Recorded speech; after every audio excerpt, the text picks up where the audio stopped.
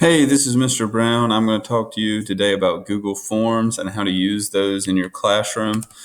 The first thing I want to do is just kind of show you what the editing page and then the final page looks like on one that's already completed. This is a vocab quiz that I have set up, and this is what it looks like when you're looking at it. And then you can also go, and I'll show you the preview of it. So if I click this button, this is what it'll look like for the students.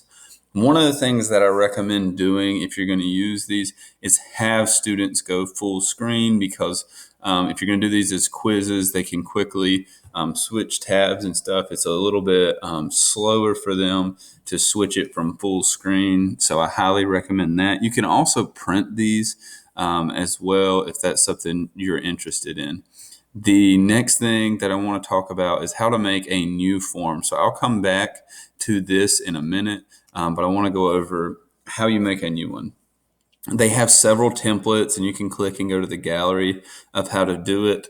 I recommend, though, for me, either just going, okay, I want to do a blank quiz or I want to do just a blank form. And the biggest difference is if you're making a quiz, this is you're planning on grading it. All right.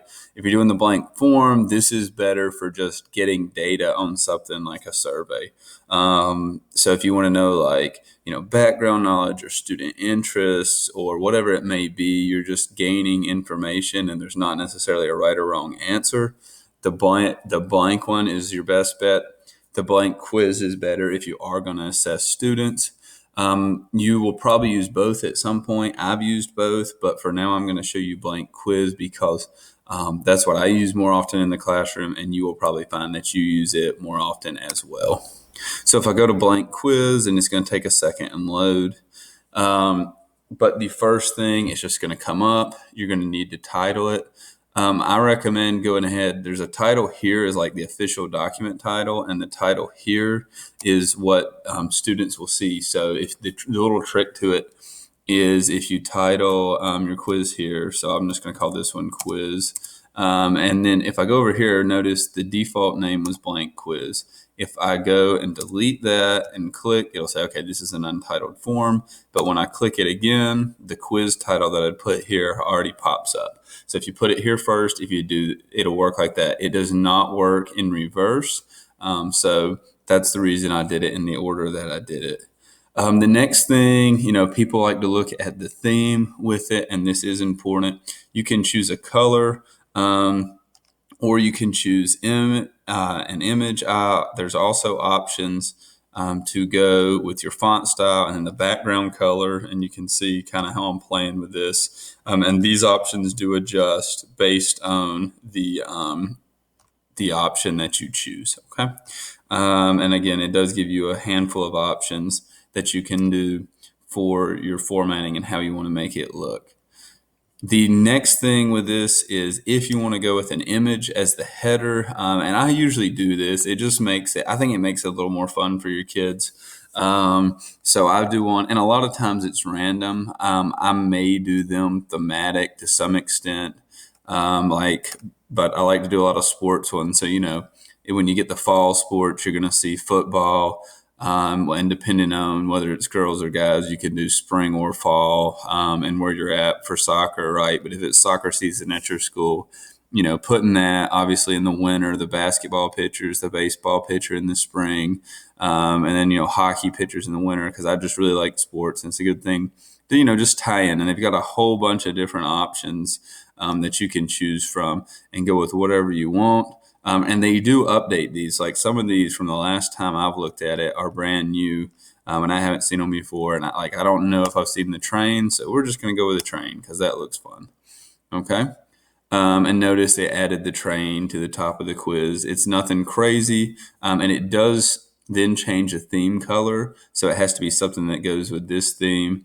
And you do have some options of a palette that is related. You can add a custom color if you want to go around that and you want to be really hardcore, but you also do not have to do that. Okay? So that's how you set it up and how you make it look halfway nice. Then what you want to do is make questions, right? You can do a description at the top if you need to, but questions are, the key part that everybody's worried about. If I'm going to make a question, you've got several options of how you want to do it. You can do a short answer, and I look at short answer as like one word to one sentence, maybe two sentences. If I really want them to give me a written response of multiple sentences, I'm going to go with paragraph. And really, I'm probably going to go with paragraph even if it's one sentence. Short answer is where you're just looking for a 1-2 word answer. Like when I do my vocab quizzes, I do short answer. But stuff beyond that, you probably don't want to do. You can do multiple choice, which looks like this. This is the standard one they have it at, and I'll show you more about that in a second. You can give them check boxes where you can check multiple boxes. If you do multiple choice, you have to have one right answer. That is the way that works. They've even got kind of the drop down thing that you can use, and some of these you can just play with if you want to.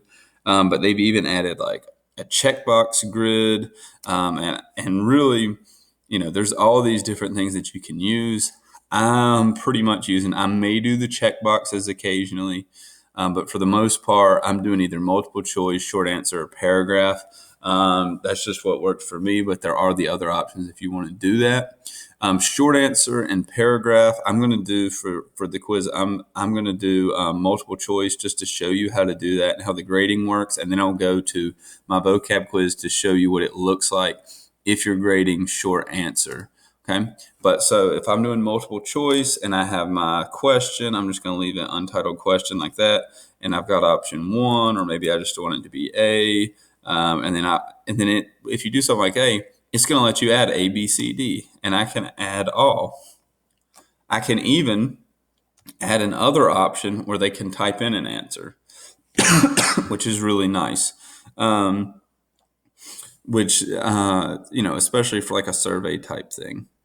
The other thing that I want to do is I usually make all my questions required, and this is not so much that I want to make kids not skip one if they don't know it. It's more that so they don't accidentally miss one scrolling through. It's going to make them put something. So, and I tell them sometimes, like if they don't know and don't even have a guess on a free response question, all they have to do is put a period or a letter or something in there, and it'll take it, but it just won't let you leave it blank. So that way you know that you've at least looked at every question. The next step that everybody's probably worried about is how do I do grade it? How do I do the answer key? With multiple choice, it is extremely easy, and you can go ahead and give them however many points you want to. I usually just do 1 and then run the math based on however many questions it is. So, it's 10 questions. I can do the math to say, okay, we had 10 questions here. They got 8 right. That's an 80. Okay. But with the answer key, you pick whatever the correct answer is. And actually, I did not tell the truth earlier. They've changed this. Used to, you only had one right answer. Now they're allowing you more than one. Okay. So maybe A and D are both right answers. We're just going to go with D as the correct answer for now. You can even provide feedback on incorrect answers and correct answers. If it's incorrect, you may want to say, reread the assigned passage. And this is obviously totally generic. You can say whatever specific feedback they need. And for correct answers, you can say something simple like good job, or whatever you want to do. There's even an option now, it looks like, to embed a video or a link, which is pretty cool. And the great thing about everything that's Google, and Google Forms is one of those things, it's updating constantly. And so as you're updating something constantly, it gets better and better. This is, I've been using Google Forms for over 3 years now, and they're a lot better now than they were 3 years ago. And they continuously improve. Probably every 6 months to a year, they push out an update, and that's for all of their products. So they're always getting better, but they also don't generally just throw something out the window. They do it gradual enough to where it's useful for you, but you don't log on and go like, what is this? How do I use this? And anything that you made in the past under the old system, it's still usable. And if you don't want to change it and use the new stuff, you don't have to, which is really nice as well. All right. So I'm going to save the feedback for this if they do it. And I've got my question here, and that's how you do it. And if you have the answer key in, it's going to automatically grade it for you. they will put all the responses here. It's automatically going to chart it when it comes in. If it's multiple choice, which is really nice, you'll get a nice little pie chart, and you'll get a graph for each question. So that's really, really cool if you're doing multiple choice. The other option is to use the short answer stuff. And if you do short answer like I do for my vocab quizzes, the big thing that you want to see is how to grade this. It is not quite as user friendly, and that's not their fault. And here's one of the graphs they have for this. This is about how they scored after I graded it, and they've got there. You can see the different answers for each question. So that's what I'm talking about with the data. The big thing, though, is how to grade it. You can grade it a couple different ways. Number one is individual. If you're doing a paragraph response, you're going to have to grade them individually because each kid's going to write something different. But if it is short answer, there is a way to go about it with the question. There is a way that you can put this is the right answer. The problem with that is if they put a space or there's capitalization difference, and certainly if there's a misspelling, it's not going to pick it up. And one of the things I do tell my kids, if it is a word that is an English word, they need to use spell check if they get it close. So it should be spelled right anyways, because the form's going to let them do that. And so there's no reason they can't right click and get the spelling right. And that makes life easier for you. So you notice the top two answer choices here. For this one, this is the Renaissance. And that's the top two answer choices. And what you do is if that's the right answer, you click that green check and it's going to give all 28 students who put Renaissance spelled exactly this way the correct answer. And notice there's also some that put it lowercase. There's 8 of those. I can click the check and give them credit. For the ones that got it wrong, you do not have to click anything. And you can go and it'll automatically be like this one down here where they put Reformation. I just left it blank, okay? And so that's important. And then I found another one down here. Hey, this is Renaissance. I gave them credit for that. So you just scroll through and it does sort them. And it is really nice to do it that way. The big thing with this at the bottom, and I'm just going to show by clicking what it makes you do, you have to, before you move on to the next question, you have to scroll to the bottom, and this save thing is going to come up. You have to click save or it's not going to grade them. Most Google stuff saves automatically.